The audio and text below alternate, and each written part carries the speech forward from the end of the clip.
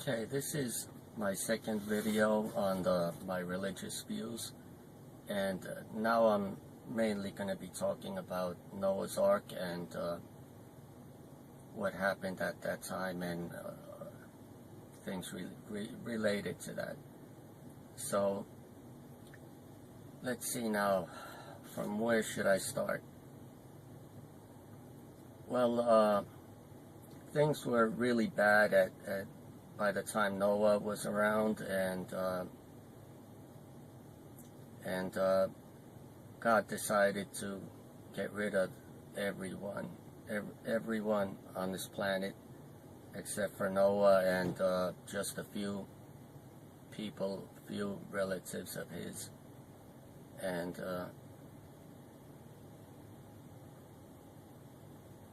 well, to mention here, Jesus said that the last days it would be similar to what it was like in the days of Noah. So this, in a way, Jesus brought out this, that he I don't know, should I say believed, but rather that Jesus knew that the story about Noah and Noah's Ark was true. He was referring to this as history that had happened. So Jesus did talk about the days of Noah and Noah's Ark and all that, and for him it was a true event. So, and he pointed out that the last days, which many think is these days, that it would be similar, that people would be getting more and more, should I say, evil in different ways. And, well, anyway, back to Noah's Ark and all that. The main thing is that, like, the earth was, this is based on a book or something I read long time ago, and my thoughts and beliefs on this subject are pretty much based on that. And anyway, before the time of Noah's Ark, this may sound surprising, but it didn't rain. There was no rain in the sense that we have rain today.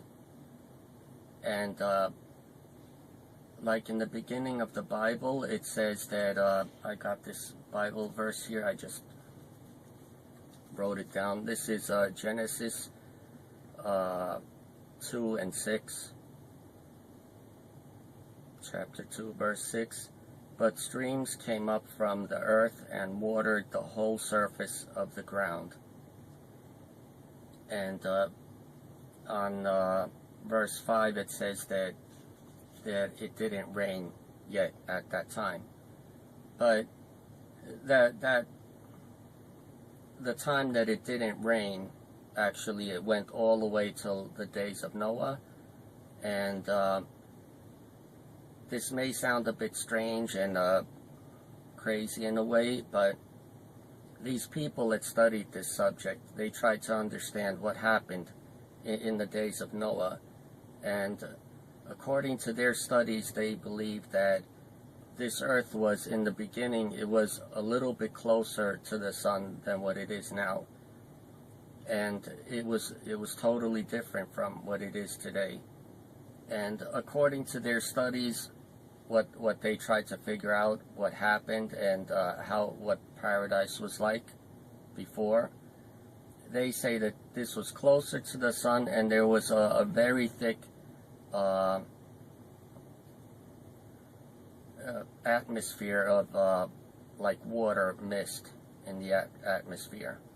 So the whole planet was covered by this very thick mist of water. And at that time it never rained. There was no rain. It was only these streams and stuff that came from within the earth that watered the ground, and the morning mist and stuff like that.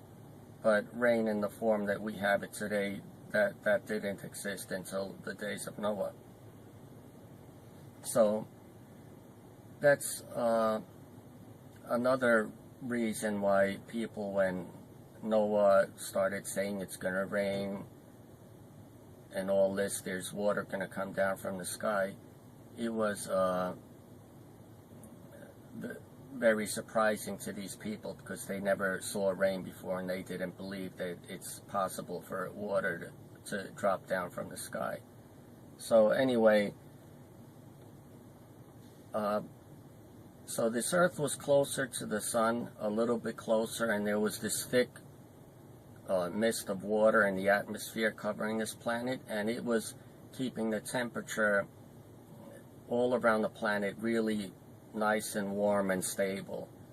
And the streams from the earth watered all the ground, like I mentioned in that verse, and that's how all the plants and the trees and everything grew. And there were the fruits that came from the trees and everything were very different from today.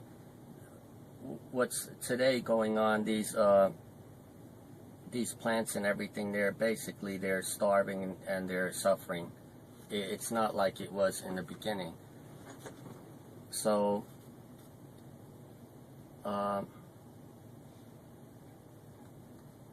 so what happened then, so this planet was really nice. It was paradise and everything. And so somehow this, when it started to rain and everything, and it was this catastrophic event. So how it started was, somehow this planet moved away from the sun, a little bit further away. And what caused this to move away from the sun, it could have been just God pushing this planet away from the sun, or it could have been some other like a planet or something passing by. For example, what some people say, there's a so-called Planet X or something out there, which they believe is going to pass by this planet sooner or later and cause all kinds of problems here. Well, anyway, it could be something like that, pass by and it pushed this away. Either way, God caused this planet to move away from the sun. So when it moved a little bit further away to where it is today, the atmosphere and everything changed. All the water, mist in the sky that was protecting us from the rays of the sun and all that, it just rained down. It came raining down, and the water that was underneath in the ground somehow, in these streams, it came out up from the streams. And probably the whole planet changed a bit, because it was like a huge event, and the planet moving from its course. So all of this water coming down and all that stuff, eventually, as it gives the impression in the Bible, it covered the whole planet with water. And it's possible, I don't know if the mountains they mentioned there, if they were as high as they are today, because that could have changed also there. But either way, I believe, like it says in the Bible, that the whole planet was basically covered with water at the time. So anyway, that's how we got away from paradise.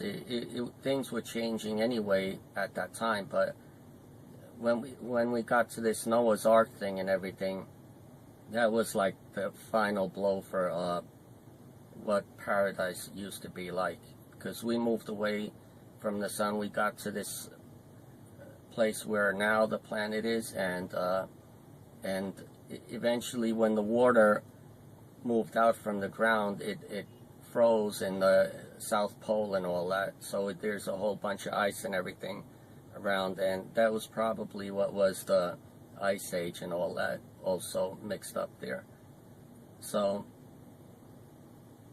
and a lot of things changed. It just, it wasn't paradise anymore. It got to where we are now, where we have kind of like harsh weather around the planet. And like getting food and everything from plants and trees and bushes is a lot more difficult than it was originally. But then also about Noah's Ark, there was all these animals and everything they were putting in the ark, and a lot of people say that, like, how did they get all these different species and everything to fit into the ark? And well, anyway, it's been thought that these animals, first of all, they were very young, small animals, because why take really big old animals in the ark? It's better to take small animals that are young in there that would live longer and reproduce and all that. But it's also, like I said in the other video, that I believe that afterwards the main thing probably was for God to get the basic code for these, like genetic code, to save them on the different animals. So things God could have changed, like some of the code, and did the same thing that he did with Adam and Eve and all that after Noah's Ark. So I think maybe he was just, God was maybe just trying to save the basic code on these animals and everything. And maybe he, afterwards, when they reproduced, maybe he did some changes and there was other species came out from all that. So, anyway, the basic thing there is that, so in the beginning, this planet was closer to the sun. It was covered by this really thick water mist that was protecting us from the sun rays and radiation and everything. And that was partly why people lived to be about 1,000 years old at that time. Because we had this mist, this atmosphere that was protecting us from different types of radiation that we don't have now. And this is causing us to actually get older a lot faster. And the radiation is just doing away with our bodies and all that. But and I think it's possible that God also changed some code there once again to cause us to live a lot shorter time, because he was, should I say, very displeased with us because of all the nasty things people were doing. So there's the basic thing. And so what else should I say about that? So then it started raining and all that. It covered the planet, and there was Noah's Ark and the animals and all that floating around. And in the story of there about Noah's Ark, it says that God gave us a rainbow, the rainbow that we could see now and then when it rains, as a sign that he's not going to flood the earth and do away with us in that way anymore. So I heard a lot of people say sometimes years back that why is it that we didn't see a rainbow before Noah's Ark and all that? Well, the answer to that is that it didn't rain before Noah's Ark. The whole planet was different, and it didn't rain in the way that it rains today. And once there was Noah's Ark and all that, and this planet was moved to where it is now, things changed, and now we got rain and all that, and the mist in the sky is gone. So now we see a rainbow because it didn't rain before that, and now we see it because it rains now, because everything changed. So, and paradise was gone. So what was left of it anyway. And then a kind of scary thing I feel I should mention here is that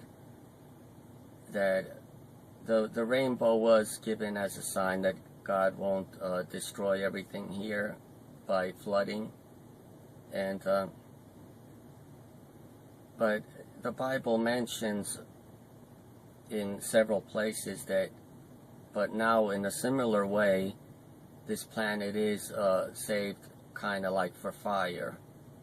It says in several places that just about everything here is going to burn eventually, and it's I in a way I don't feel like I want to be scaring anyone, but there is it's like we're heading towards another disaster, kind of like similar to the days of Noah, but in different parts of the Bible it says that instead of flooding, the planet is going to burn, actually, basically, most of it anyway. And this type of disaster could happen in several ways. It could be a nuclear third world war or something, or it could be just a whole bunch of meteors coming from the sky burning everything. It could be a planet X or passing by causing something like that. Or I've even heard of something I think they call like kill shot or something on the internet, where the sun could give such a strong burst of energy somehow, like solar flares or something, that it could actually burn most of the planet. But there's the basic thing about days of Noah, though, that before Noah's Ark it didn't rain in the form that it does today, and after that it has rained, and it was like paradise before Noah's Ark, and afterwards it's what you see today over here. And some actually believe that if you've heard of the 1,000 years of peace and all that, eventually when Jesus comes, that this planet would somehow either be moved to the original spot where it was at, and probably it would turn back to what it was originally, kind of like paradise. But that's just a theory that some people believe in. And then someone might wonder about like God pushing this planet and all that, but that's not like, it's not like really such a big thing, actually. For example, I mean, like how much force is needed or power or something. Like I read an article once that if we would put all the nuclear bombs and everything we got and explode them in one area at the same time on this planet, some scientists say that it would actually push this planet off course. So if we could push it off course in such a way, why would God have any problems doing that? And so the basic things there is that, like, I believe Jesus knew the truth. He knew what it was, what happened and everything, and he refers to the days of Noah as it's not just a story. He referred to it that it's a true event that happened. And there's one more thing I want to point out here, is that people often kind of think of God as this soft guy who is like just too soft to handle reality or something. But it's a wrong, I think it's a wrong picture of God. I think we view God in the wrong way there. Like, hi again. My phone somehow, for example, the days of Noah, there was addition to what I was saying. I don't know the exact amount of people that. I just felt I still needed to say that. Like some people think of God that he is too soft or something to deal with reality, and I think that's very much like a wrong view of God and the situation. Like if you think of in the days of Noah, there was a lot of people on this planet. I don't know the exact amount, maybe like hundreds of thousands of people or maybe millions, but a lot anyway. And then when you think of it that he got so tired of us, that the way we were living and doing things, that he decided to do away with everyone, just get rid of everyone on this planet, all those people, women and children and everything. So I think that's it's a scary thought that God is like that. It's not like this really soft guy who can't deal with reality or something. It's very different. And so I just feel that God is truly different from that picture that a lot of people have. And I also like to mention here that there is a difference when God takes life compared to some person killing someone else. That basically we don't have the right to kill someone or take someone's life, but God, who has originally given all life, has the right to take it away also. So there's a difference between what we do and what God does. So all life is from God, and he has given life, and he has the right to take it away if he wants to. And so that's what happened in the days of Noah. So even though this is a bit, should I say, a little bit like a scary negative subject, but I feel that it was important to talk about this and what I believe happened at that time. And like I mentioned, Jesus talked about it like it was a true thing that really happened and not just a story. So I want to thank you for watching this video, and I'll do another video on some subject here. I have a few subjects I still want to talk to and feel that I could possibly give something to people from that. So I hope you enjoyed this in some way and hopefully learned something from it. And I hope to see you soon again.